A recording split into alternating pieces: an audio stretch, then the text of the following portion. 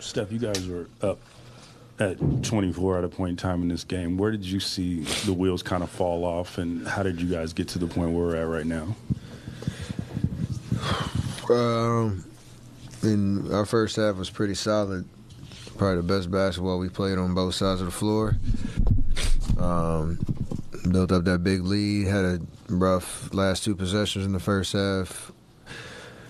And I think I missed the 2 for 1. I lost it on a turnover, so it gave them a little bit of momentum. In the third quarter, we responded pretty well. Had a couple untimely turnovers to start like a momentum run. And then, you know, they got to the foul line 42 times, which is going to do a lot of things, obviously easy points, but even on misses or makes, like they get to set their defense, and they were starting to blitz me pretty much everywhere. We got some pretty good looks that could have gave us some room, but didn't go our way. And then it's just a make or miss league down the stretch where, you know, those 2 turnovers, I had one, Draymond had one. It's tough. Tough way to go out. And all those things put together, like, we played pretty well. It just, we ran out of gas at the end. What happened on that on your turnover in the last one? I got the ball in, and obviously there's 8 seconds in my head. And we didn't have any timeouts because we challenged the offensive foul they called on me. So the turnaround, obviously, Vasenko came back to try to trap, and we had, you know, kind of a flow down the court. And I knew I couldn't call a timeout, so I just tried to make a read, and it was the wrong one. And obviously, Darren hits a 3, and then we had a better kind of reaction to them trapping him up court to get it across, and had a little miscommunication. So, you know, you obviously want those 2 plays back because you're up, we up 3 at the time. Could have changed the narrative of the game. Steve just said, like, he doesn't think you guys are in a free fall. What is this moment right now for this team? How upset is the locker room with this loss? And, I mean, just, yeah, I mean, like, where are you guys at right now? Yeah, obviously after this one, it's going to be tough to swallow just because you should have won that game. Played well enough to win for 40 minutes. And knowing the stretch that we've been on, we were really motivated. I mean, the in-season tournament was a motivator for sure. We knew we had to win by 12 to get out. And that was in your head trying to, you know, get to the finish line, and then you end up losing it on top of it. So it's a tough pill to swallow for sure. Frustrating. You know, I think we all got to look ourselves in the mirror and figure out what we individually can do better. You know, in those deciding moments of a game, better decisions, you know, better discipline to not foul.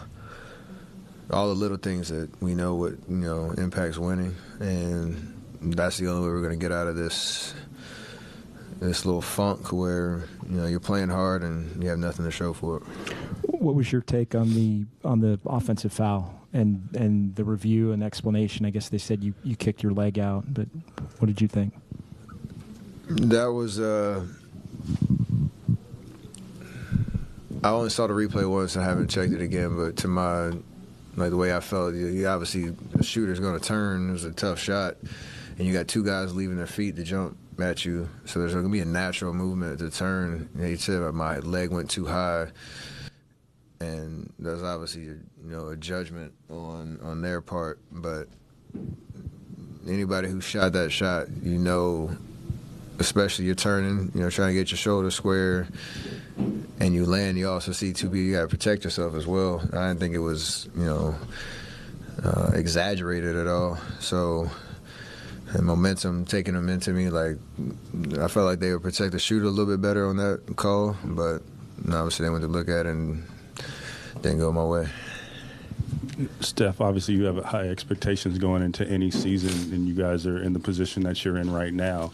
What are the things you need to see in the next weeks, months, or whatever to give you the level of optimism that you guys can compete in the way that this group can compete in the way that you want them to? What we did in the first half tonight, just keep doing it and finish the job. I think, there's been a lot of talk about how individuals on our team have played. Clay played amazing tonight. Wiggs was unreal tonight. It's great having Draymond back. Mo hit some big shots for us, in that fourth quarter. So we want to give ourselves a chance to. I know CP got hurt, GP got hurt, so it's kind of like a revolving door of the rotations in the team that you want to kind of see for a stretch to see where we are. Because every NBA team goes through it in some way, shape, or form where injuries and availability become a problem. But 18 games in, whatever it is, we haven't had a stretch where we've had the full combination. Because we're a team that obviously every piece matters with the way that we're built. So it's frustrating, but we have to keep, bringing effort. That's not a loss of confidence at all. Just have to bring our effort every night, and then hopefully we'll have something to show for it.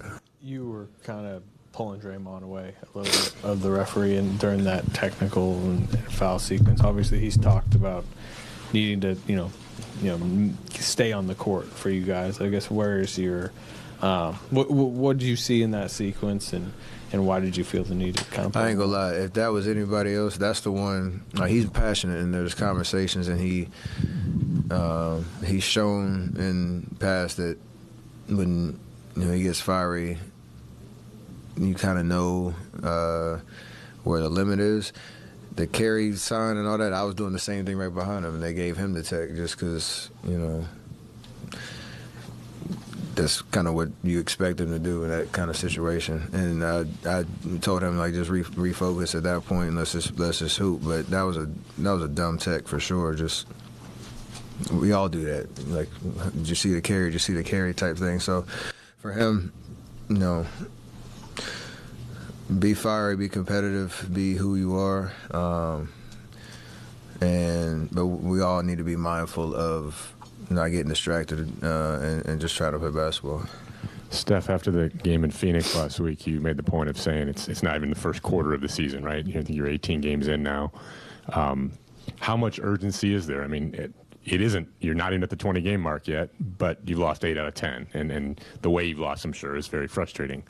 Does that create urgency because of the way what's happened, or is because of the time of year is there less urgency? With the 64 games we have left, you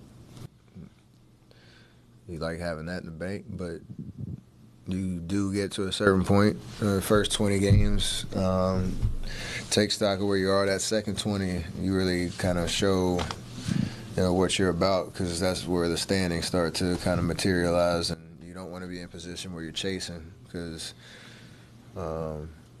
we've been in that position before, and it's tough to grind all the way through the last half of the season, worrying about where you are in the standings every game, and then try to transition into a playoff series with the right kind of energy and being able to sustain that. And you obviously want to get there. So for us, there is urgency for sure. It's not panic. It's, I kind of said before, this next window of games, especially, I think in December we have another big homestand. That they all matter, but that's going to really matter for us to kind of get healthy, as we say, and show who we are, who we can be. Steph, you guys have lost a lot of close games, right, to good teams. But we've seen you guys win games in every situation, playoffs, championships. How would you explain to maybe the lay fan who was like, how can these same guys who win championships turn the ball over and not make the plays down the stretch after doing it so many times? What's different in these situations as opposed to last time you were here in April when you made all the plays? That's how basketball is, especially in this league with so much talent on every given night.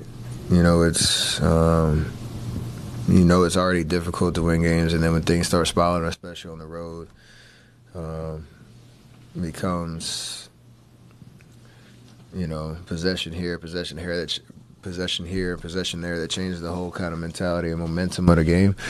So that's why first question I identified like the 2 turnovers I had at the end of the first half, or 2 bad possessions we had at the end of the first half, and then there was those 2 last 3 possessions where you just give them a little bit of life. Like the whole narrative of the game changes if you get those 2 possessions back, because you probably win by 3. You don't make it to the end-of-season tournament, but you still win a road game against a good team. And those are the ones that make you lose a little bit of sleep, because we expect, better of ourselves. And it's tough. So nobody's shying away from the accountability on that. Just try to keep getting better. All right, last one. Yeah, Moody scores 11 in your first 12 in the fourth, and then he gets subbed out of the game. You guys do go to your veteran closing lineup, and there's obviously difficult rotation decisions on this team. I mean, would you like to see Moses out there when he's out like that, though? Stay out there. Yeah, I think, they're all tough decisions because we have a lot of options, a lot of different lineup combinations. And it is tough for a guy like him to, come in with that type of confidence, knock down big shots, have that presence. And then, we close with that lineup that has, won plenty of games. So it's credit to him for staying ready, being ready, and doing what he's asked to do, taking advantage of his minutes, keeping us in the game. That's going to help for when the rotation materializes of what's our best kind of go-to rotations that'll help us win more consistently. So he's doing his job. He's doing all he can, and I think that's going to pay off for him in the long run. Great. Thank you.